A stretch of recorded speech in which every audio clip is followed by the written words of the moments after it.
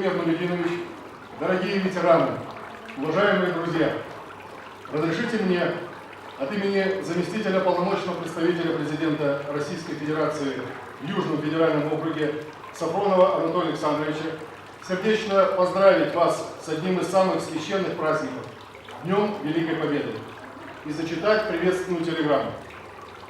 В мировой истории есть события, значение которых не уменьшается с течением времени.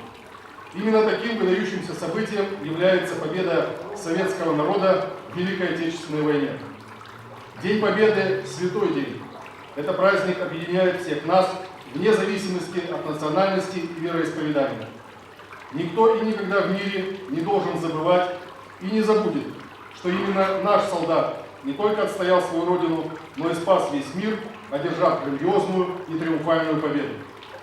Фронту трудовым подвигом помогал тыл. 9 мая это и трудовая победа страны, ковавшие ее в холодных цехах Урала и Сибири. Сотни тысяч партизан и подпольщиков наносили врагу максимальный урон. Без малого 4 года лихолетия наш многонациональный народ стоял плечом к плечу с одним сокровенным желанием – выстоять и победить. Война стала эпохой мужества для всей страны.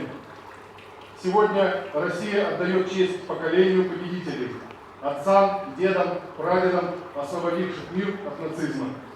История Великой Победы приобретает особое значение в условиях современных внешнеполитических событий. Наша задача – обеспечить и защитить хрупкое равновесие, завоеванное 72 года тому невероятной ценой десятков миллионов жизней наших соотечественников. Желаю всем крымчанам здоровья, счастья, мирного неба над головой. С Днем Победы! Слава народу-победителю! Слава России! С уважением, Герой Российской Федерации, заместитель полномочного представителя президента в Южном федеральном округе Анатолий Александрович Сафронов.